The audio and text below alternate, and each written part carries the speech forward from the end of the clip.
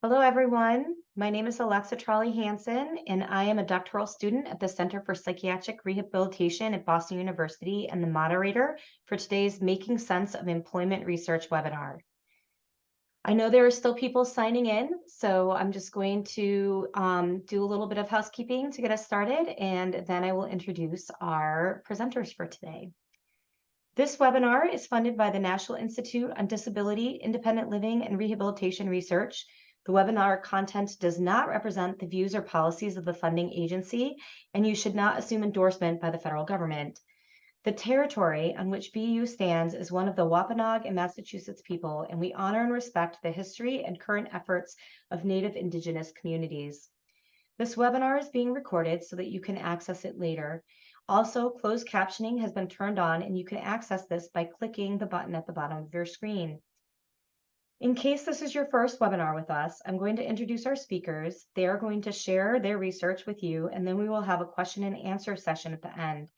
If you have a question during the presentation, you can post your questions in the Q&A box, and I will pose them in order at the end. If you have a technical question, please send a chat message to me directly using the chat feature at the bottom of your screen. Also, we would really appreciate your feedback about this webinar, so I'll be posting a survey in the chat at the end of the session. Now I'd like to welcome Dr. Paul Margolis and Ms. Chiang, who are going to present their work on IPS supported employment in the 2020s in its New York State's experience. Dr. Margolis is an Associate Director for Practice Innovation and Implementation at the Center for Practice Innovations at Columbia Psychiatry, located at New York State Psychiatric Institute, an Associate Professor of Clinical Medical Psychology in Psychiatry at Columbia University, Vagelos College of Physicians and Surgeons. At CPI, Dr. Margolis oversees implementation and training efforts for a number of initiatives that bring the best treatment practices for those diagnosed with serious mental illness to the field, including IPS-supported employment. Dr. Margolis is a licensed psychologist who received his doctoral degree in clinical psychology from the State University of New York at Stony Brook. Over the course of the past 45 years, he has worked in the community and inpatient settings in a variety of clinical, supervisory, and administrative roles. His recent publications focus on implementation and dissemination of evidence-based practices, the individual placement and support approach to supported employment, and wellness self-management. He has presented papers and workshops at regional, national, and international conferences on topics including evidence-based practices, transformational leadership, organizational change, cognitive behavioral therapy, and psychiatric rehabilitation.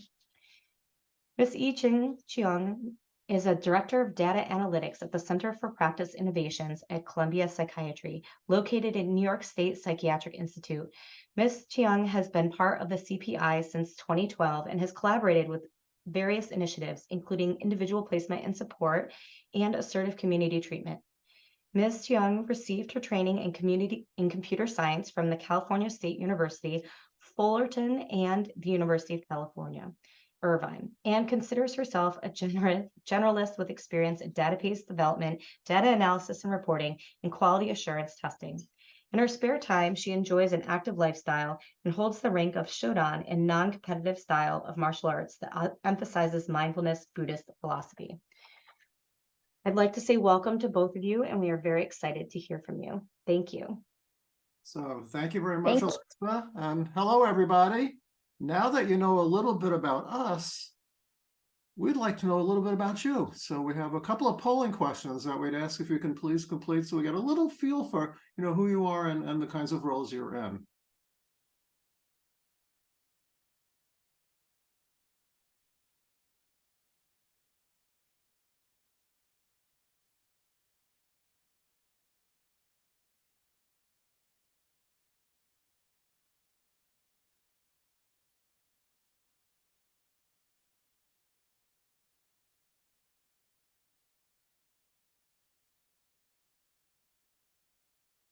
Can you see the poll? I can see the poll, yeah. All right. So I'm going to share the results now for the first one. Okay, so the winner is employment practitioners. So about half of the folks are practitioners. Then we have quite a bit of managers and supervisors, some other practitioners, a small number of researchers, actually one. Okay, thank you. And I know we have a second poll. Mhm.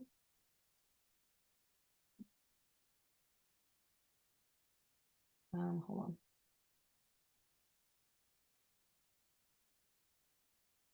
There it is.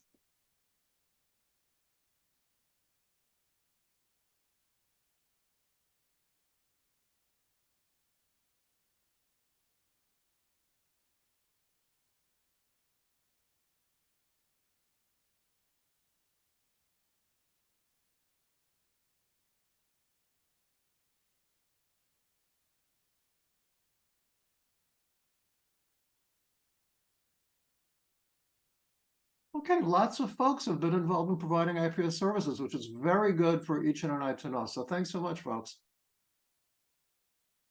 So we're going to move along. Here's the agenda. First, we're going to give you some context for our work. So we're going to speak very quickly about our center, which is known as the Center for Practice Innovations, just to give you a feel for what we do, and about our IPS initiative. And then out of this IPS initiative, we're going to talk about 2 papers that we've published in recent years, and then hopefully leave a fair amount of time at the end for questions, comments, answers, all that sort of thing. We have 3 learning objectives. I won't read them for you, but I'll leave them up for a minute.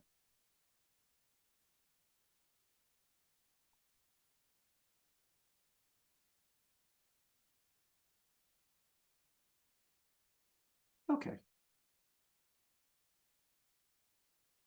So our center, as Alexa mentioned, is based at New York State Psychiatric Institute and within Columbia Psychiatry. And we're what's known nowadays as an intermediary organization. And what that means is we do training, of course, and in part our training center, but we do a whole lot more than training. We also work with sites so that they can implement what it is they're learning. And that's a real departure, certainly from the kind of work I was doing 25, 30 years ago, where we did a fair amount of training and then hoped somehow it would find its way into practice. At CPI, we spent a lot of time working with managers and supervisors around the implementation aspect of whatever the practice is. We help to disseminate a number of evidence-based practices and research-informed approaches. You can see the list there. It's close to a dozen, and it's growing. But what we've learned over the years is that's not enough, because many of the practitioners in the field, at least in New York State, and I'd be shocked if this weren't true elsewhere, can also benefit from a focus on learning core competencies. It's very difficult to learn and implement an evidence-based practice if the foundation isn't there. So increasingly, we spend time helping practitioners around these various core competencies. Who do we train? Mainly behavioral health providers, but that includes supervisors and managers as well. Some primary care providers. We've trained health home care managers. We've trained managed care organization staff. We get information out there to the community.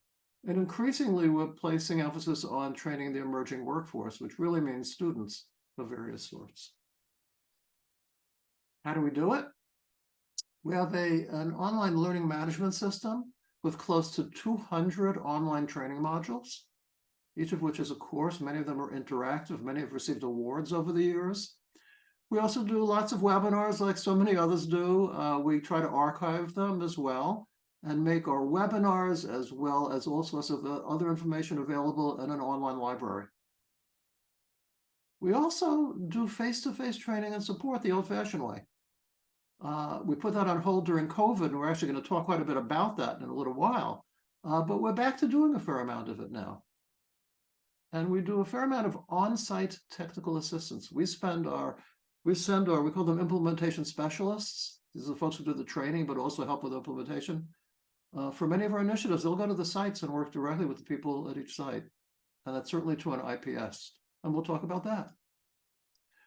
We also create tools and resources. We have workbooks, we have implementation guides, decision aids, and oftentimes within our initiatives, we pull it all together within the context of learning collaboratives. And we're going to talk more about that as it relates to IPS. And these are opportunities where agencies or programs come together, all of whom are working towards the same outcomes. And the really good thing about this is not only do they learn from quote unquote experts, but they learn from one another. And over time, they become the experts around their own implementation. And it's all driven by data that they provide and we collect within a context usually of a continuous quality improvement process.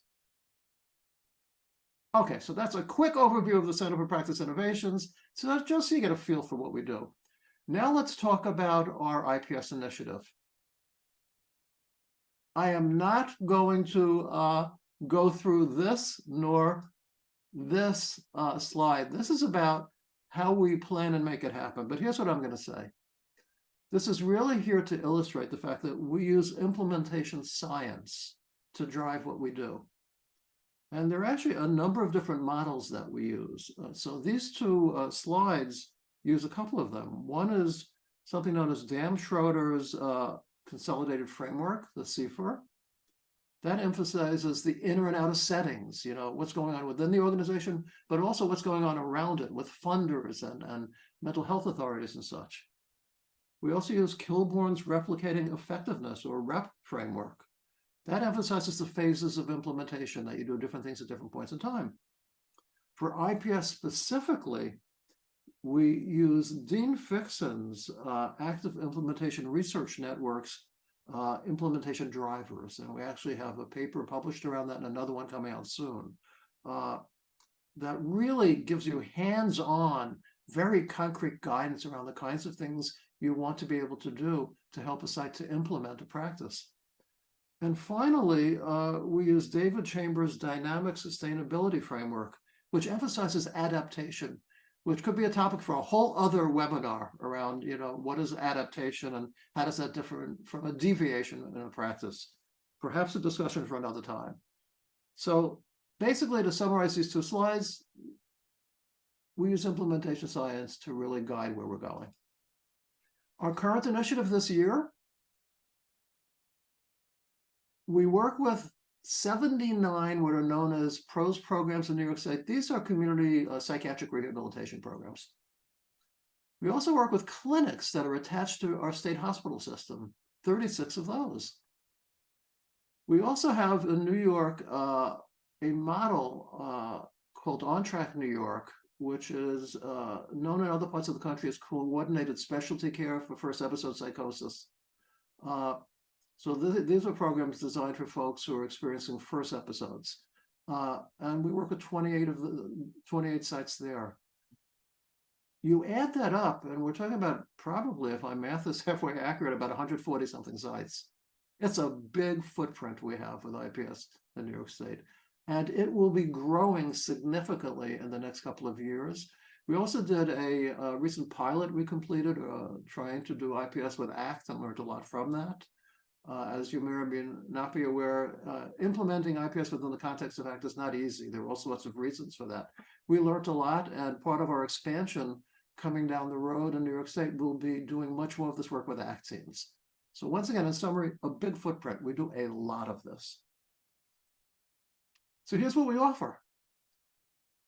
Believe it or not, within the context of those 140 or so settings, we try to tailor what we do to each site's needs. It's not one size fits all.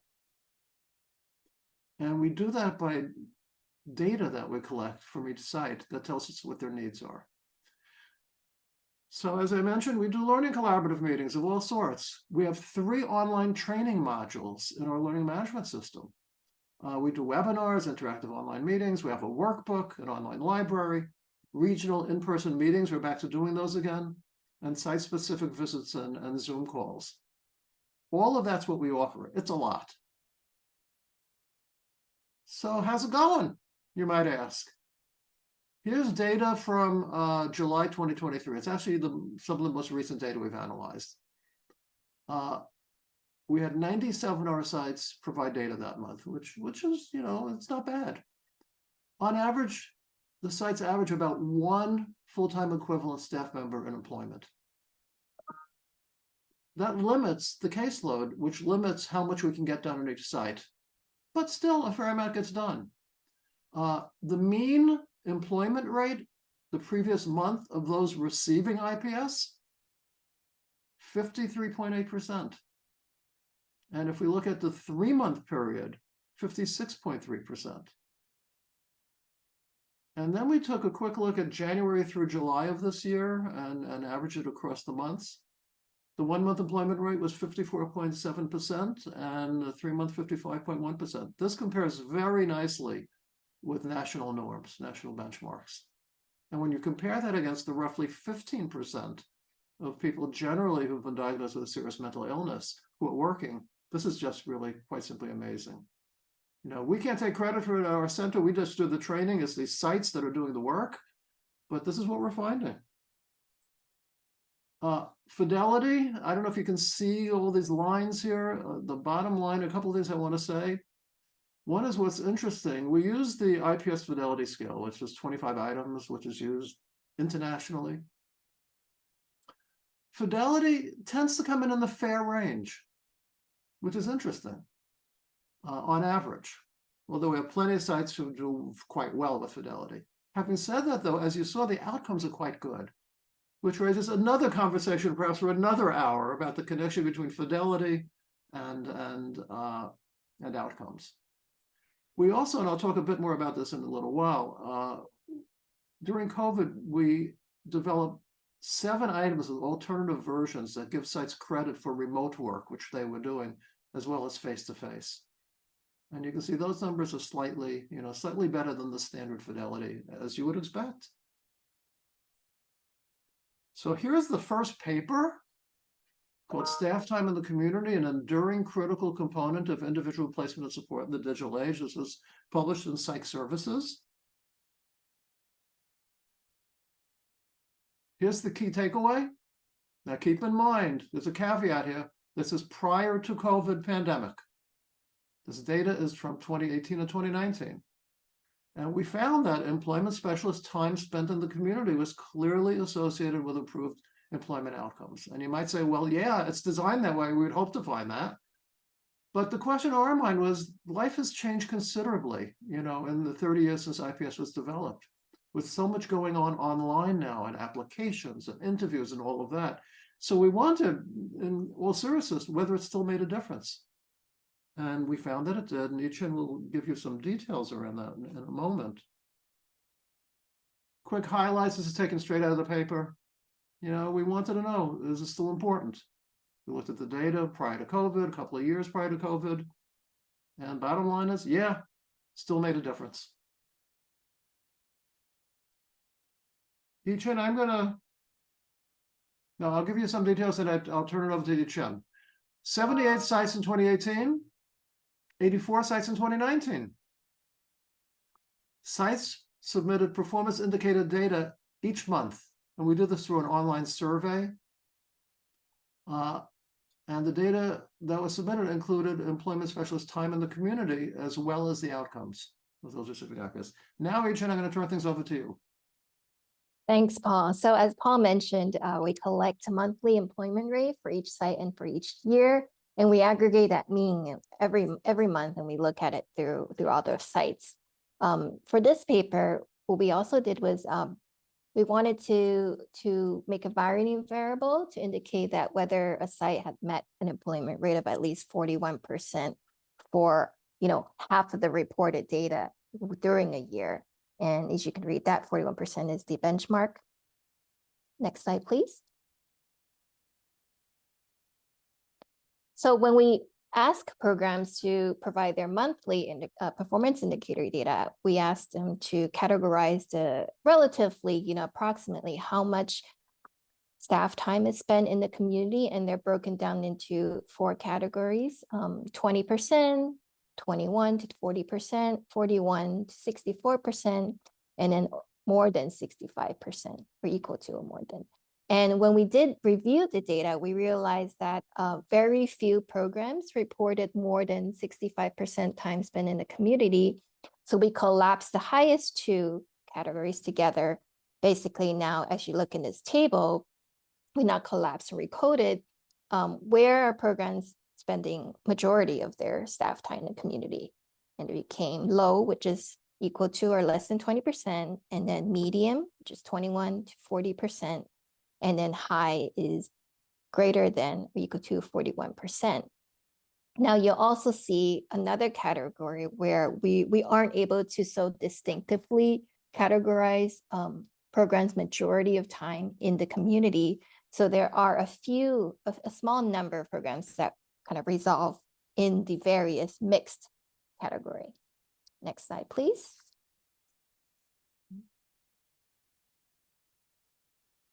So we did find was that there was a significant relationship between the staff time spent in the community and better employment outcomes, which is the percentage that we had mentioned earlier. And so between the low, as you might recall, the first category, low time spent in the majority in this community versus the medium and the high. And for 2018, 74% of the sites in the medium and then the 71% of sites in the high categories had met benchmark for good employment rate for more than like half of the time they reported during the year. So if they reported all 12 months, that means more than 6 months of the time they were achieving good employment outcomes, whether they spent, medium or high amount of time in the community. Versus where sites where their staff spent less time in the community, they only achieved good employment outcome like 39% of the sites.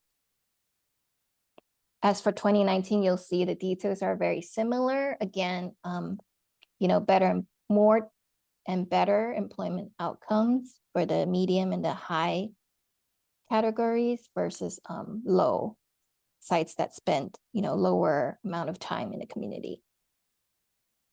Next slide, please. So additionally, now previously we looked at individual years. Additionally, we created a mixed model analysis, repeated measures, and we looked at across both years, 2018 and 2019. And again, like the results were quite consistent. So sites that were in the low community time category had worse employment outcomes than sites in the medium and high community time categories. Now turn it back to Paul, please. Yichun, I see a question in the chat box. Alexis, is it okay if I respond to it now? Okay, Yes, go ahead. This is from Leon. What do you mean by community? Do you mean with employers? What type of activities don't well in the community? So yeah, I mean, basically it's out of the office. It is generally at a work site or with employers, but it might be in some other offices. It might be in a Social Security office. It might be, in another place within the community, but it's out there in the community, not in the office. What did they do when not in the community? That is a great question. And once again, if we have time, we can go into a lot of this, but for now, here's what I'll say. There are certainly meetings that can be done, on site with recipients, with team members. They'll be attending team meetings. They'll be doing charting and notes. They may be pulled in other directions, which is a whole conversation in itself, because it's not unusual, for employment staff to be asked to do some generalist, kinds of things as well. Yeah, so yeah, there's a lot to keep them busy. The other thing increasingly is that there are online applications, there are interviews that are done, oftentimes through the internet. And so there's work that can be done that's related to employment while still in the office. And that's a whole area that we're growing more and more interested in and hope in the next few years to track and learn more about.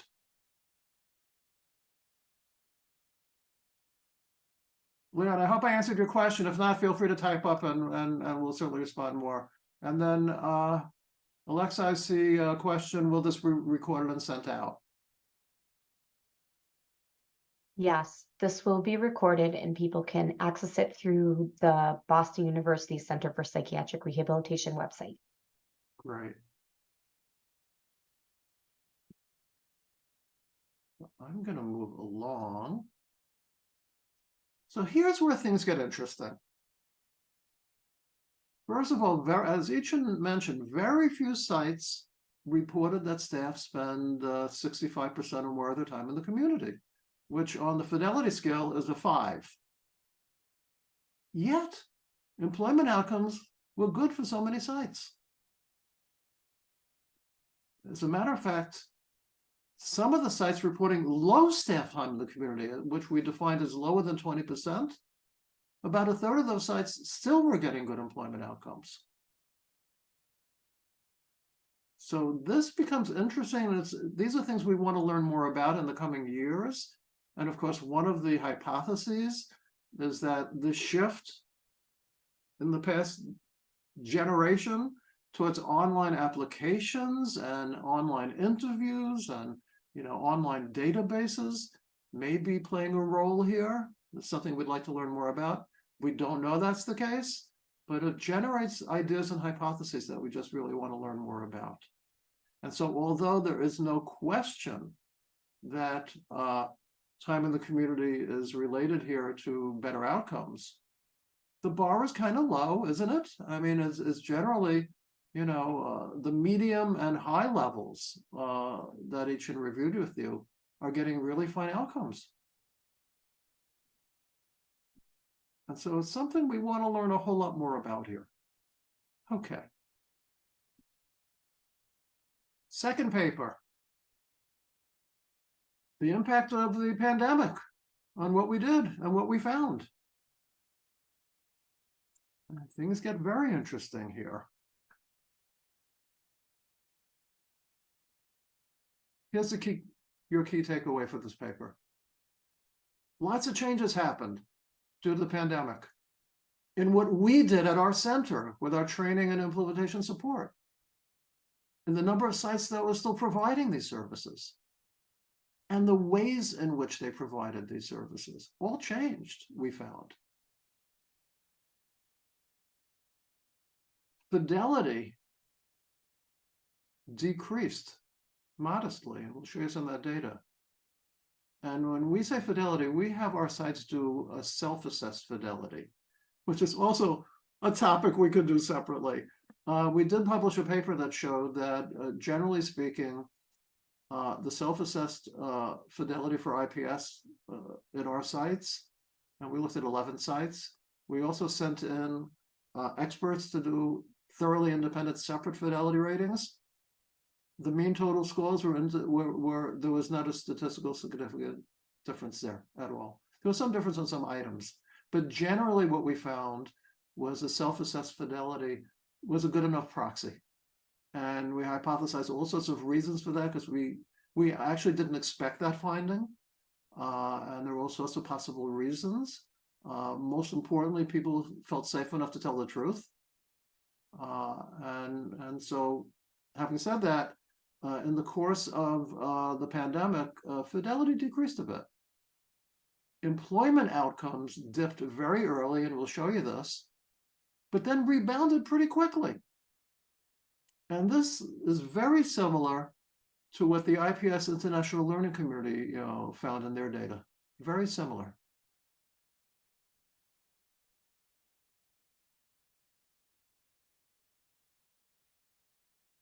Highlights taken straight from the paper. We already mentioned things changed in a lot of different ways. And we already actually reviewed all of this. So we found changes, or at least we looked at 4 different things. Changes in our training and implementation support, changes in what the sites were doing, fidelity, and employment outcomes. Now we're going to go through them. Okay, first, what did CPI, what did our center do differently? Everything shifted remote. Everything. And we had been doing a hybrid model, for a decade, where some things like webinars and online training modules were remote, but we did a fair amount of regional learning collaborative meetings and site-specific visits. New topics needed to be covered. Dealing with finances and benefits, including what happened with stimulus payments and unemployment. Staff needed to learn how to deal with this with the recipients. people's ambivalence about working, due to the health risks. And so we introduced the shared decision-making framework. And there were all sorts of new kind of jobs available. So we talked about that. Our learning collaborative meetings now, they were all online now, focused on helping the sites to find solutions for these emerging challenges and highlighting, the new opportunities for employment. And they did a tremendous amount of sharing with one another and learning from one another. Tremendous amount. So what were the sites doing differently? We did a survey fairly early on in the pandemic, May, June of 2020. Of the 89 sites that were involved at the time, we heard from 88 of them. 73% were continuing to provide IPS. And this was, what are we talking about? This was just several months into the pandemic, really. Of the sites not providing IPS, it was largely because staff were redeployed to other assignments, like working in a hospital or residential because of staffing shortages. Not a lack of interest in continuing with IPS. They just had to set priorities of where staff was sent. So what did the sites report? They were themselves providing remote IPS services. Those weren't the only services they were providing remotely. There was a tremendous increased need for benefits counseling because of the changes that were happening and money coming to recipients. As you would expect, there were technology challenges. And then a lot of time addressing the fears related to COVID exposure and giving people the opportunity through shared decision-making to make decisions for themselves without putting their fingers on the scale one way or the other, but really giving people, an opportunity to think it through.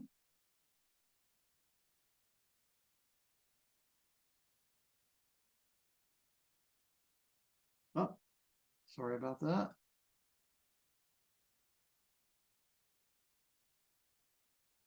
Okay, self-assessed fidelity was completed in the fall of 2020. We tend to do it in the fall of every year. Literally right now, our sites are doing the self-assessments for this year, literally as we speak. As I mentioned briefly before, we added 7 items.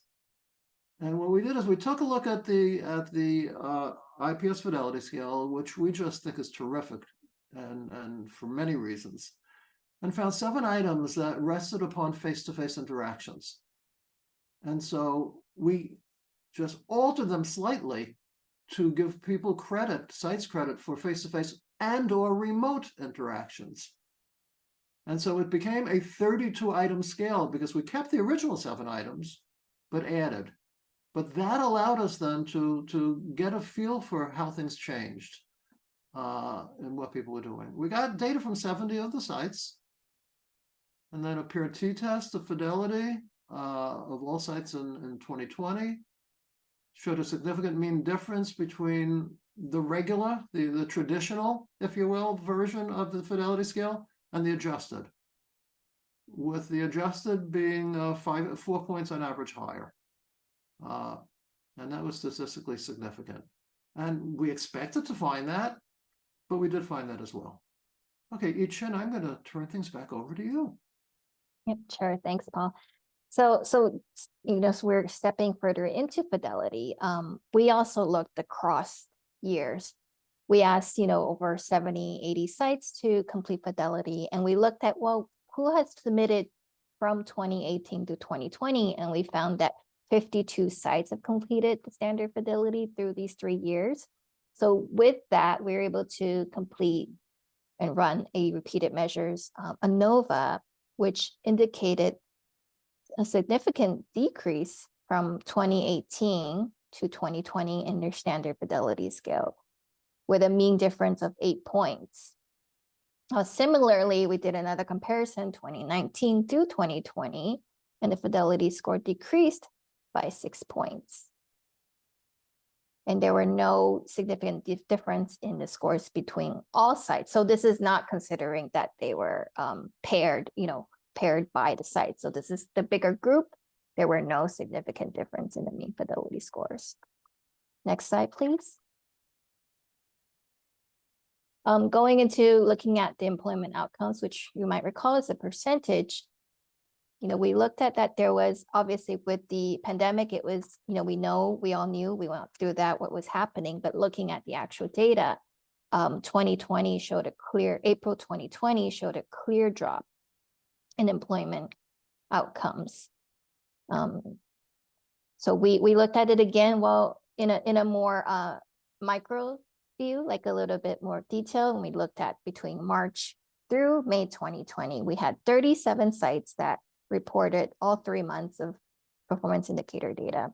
And doing another repeated measure showed that from March to April, right, there was a significant decrease, 10 percentage points, 49.9 to 38.9 in employment outcome.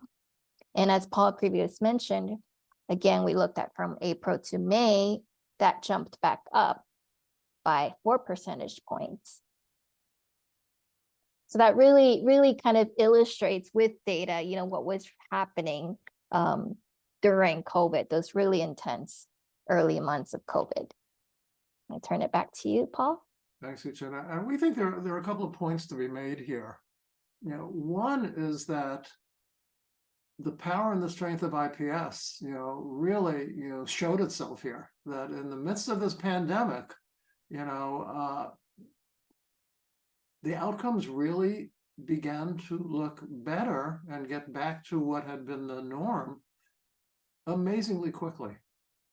The other piece of it, though, is that this is all about adaptation, isn't it? We showed you several slides, how we adapted what we're doing, how the sites adapted what they're doing, and how quickly that occurred, because we were forced to adapt in the context of COVID. See a chat box question. Okay. Slide. Okay, so to summarize this study, the pandemic has had a clear and significant impact on the self-assessed implementation fidelity, but it wasn't seen with the adjusted scale. So people were still doing the IPS-related tasks, but doing them differently, doing them remotely, and they were paying off. And the outcomes were clearly affected quickly, but they bounced back quickly. So these adjustments, these adaptations, really made a difference pretty quickly.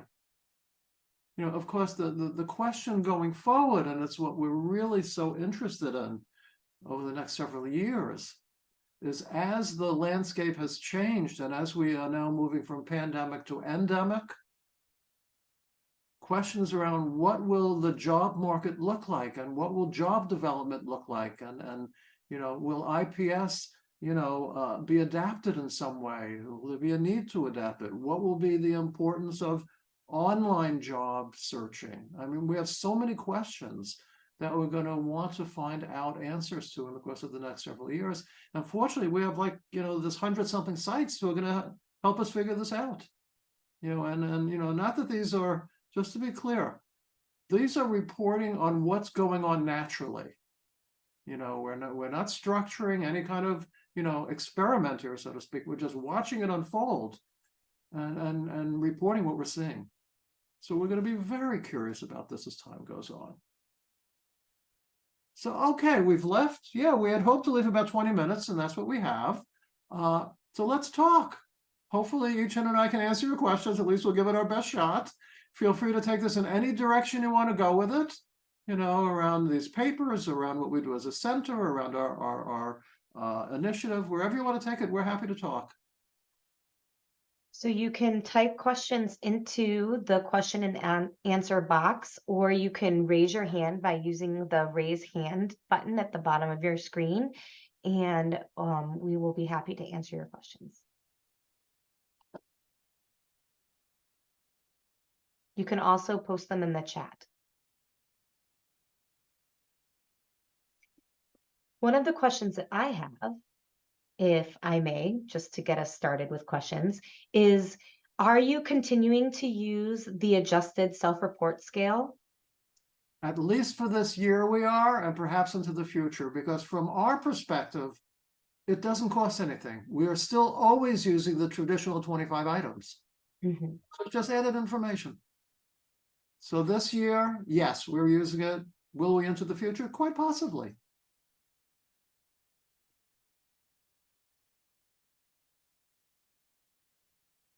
looks like there's a question We in, do a copy of the Justice for that. We can, the only question is how to distribute it. Alexa, I can get that to you, and if you want to distribute it through your network or something, I don't know if you're able to do that. yeah, we can, if you're comfortable, we can post it on our website. Yeah. Or people can email you directly, whatever you're most comfortable Yeah, with. either way is fine. Now, the caveat here is we have not tested these items. So I can't for a minute pretend that there are psychometric qualities we can report on these. This is just our shot at trying to get our hands on a little bit more information. So I want to just be very clear about that and very humble about that. It's not like we took a new scale and did psychometrics on it. We did not.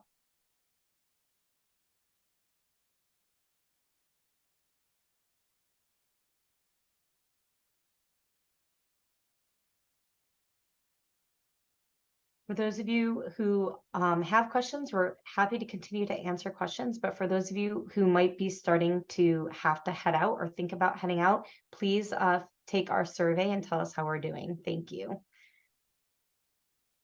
Other questions?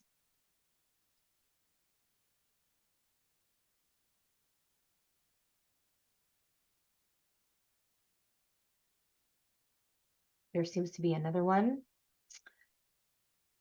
Which academic disciplines tend to have researchers exploring psychiatric conditions and work? Is there cross-discipline collaboration happening?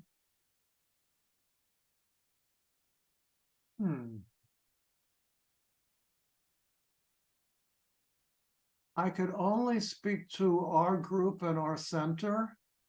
And so in our group, we have folks from, excuse me, psychology, rehab counseling. We collaborate with other folks who have social work backgrounds. So there's a range there. Alexa, I don't know if you're in a position to know from. Yes, so at the Center for Psychiatric Rehabilitation, our researchers who are exploring psychiatric conditions and work come from a variety of backgrounds as well. Typically psychology, social work. My background is occupational therapy, actually, rehab counseling. So it tends to be, yeah, that tends to cover it. Yeah. I see another question here from Kimberly. As an IPS trainer, I'm frequently told that clients still prefer to virtually, and that it's more difficult to do job development in person as well. Are you seeing a difference in community time? Certainly during the pandemic, there was a dramatic difference in the amount of time people are out there. We're finding it's now evolving back in the direction that it began, that it was in, let's say, in 2017 and 18 and 19.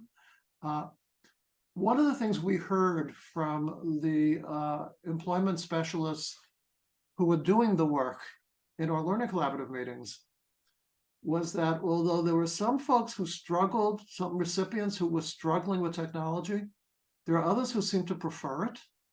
And so they were actually connecting with some folks that in the past they think they may not have connected with, which is kind of interesting.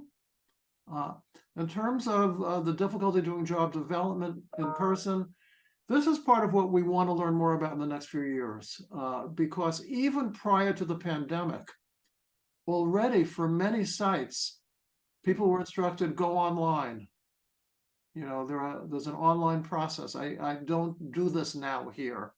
Of course, that wasn't true for mom and pop, you know, kind of places. Wasn't true for small stores and that sort of thing. But increasingly, we were hearing that long before COVID. So we're very curious to find the next couple of years how things settle down, where things settle with all of this. Any data regarding types of jobs people worked at pre-COVID, during pandemic, and post-pandemic? It varies tremendously. I wish I had it at my fingertips. I don't have it. Many folks, it's entry level, but not all at all. During COVID, there were jobs that didn't exist before, weren't available quite as often. So a lot of folks we were hearing were doing things like delivering groceries, you know, home. A lot of people doing that generally, let alone whether they were, you know, had a diagnosis or not. There are also folks who were doing remote COVID tracking, and I don't even understand how that worked, but that was a position, that was a job that a number of our folks had taken. Post-pandemic, I don't think we know yet. It's just really settling in, but this is exactly the kind of thing we want to learn more about.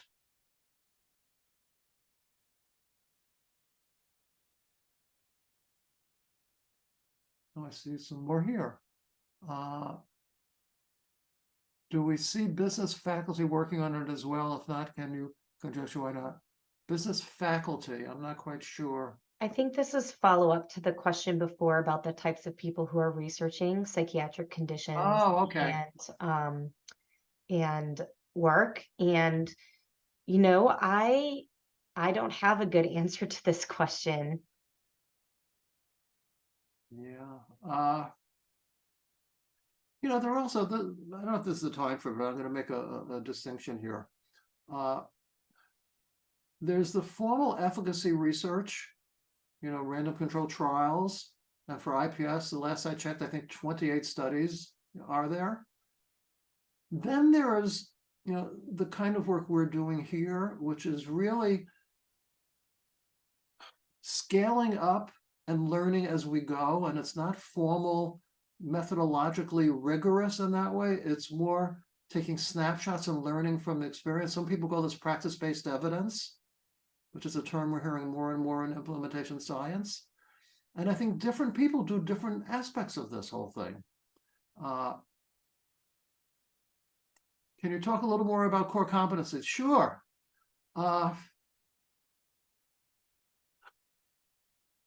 One of the things we've learned is that engagement is tremendously important. And so many of the practitioners in the field were never taught how to engage around much of anything, much less around employment.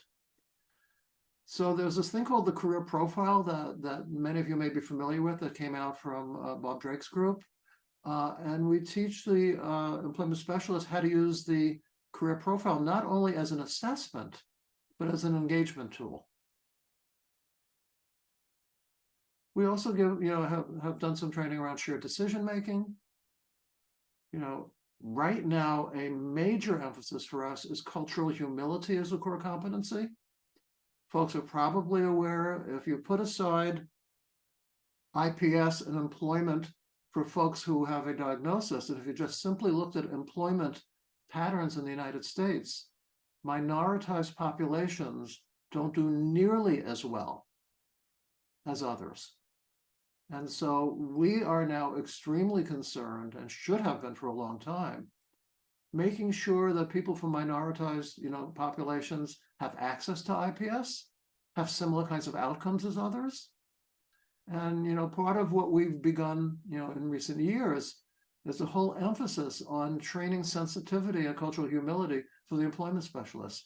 We train them we have scenarios, we talk about how people might handle certain things. We make them more aware and hopefully become more sensitive around these issues.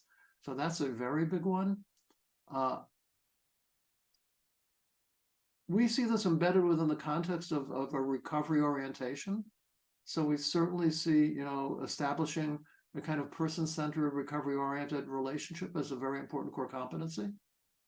I hope that answers the question.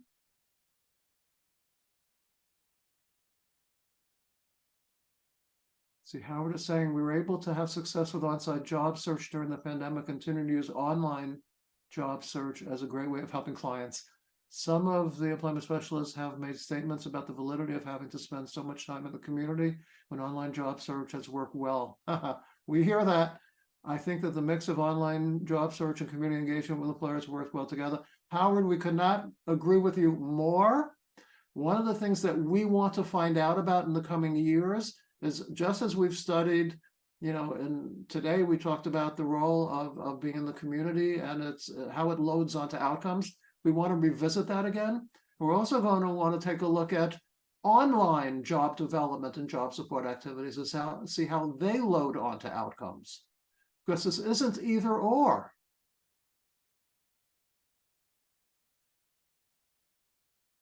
The on-track programs using the IPS, hi Kimberly, Y scale to assess support education services.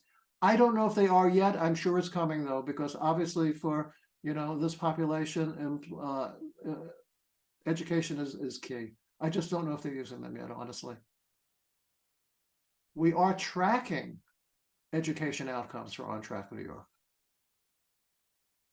And what we're finding generally, I think this is still accurate, is within about 6 months or so of people joining these programs for people having first episodes, roughly, I think 60 or 70% of the folks are back in work or school, which is just amazing. I believe that's still accurate.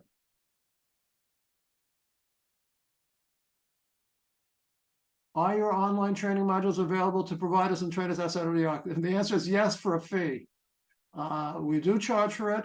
If you have any interest, and I will tell you, there is one module that focused on an introduction, principles and practices of IPS. The second is very concrete about how to do job development using the 3 cups of tea model, if you're familiar with that.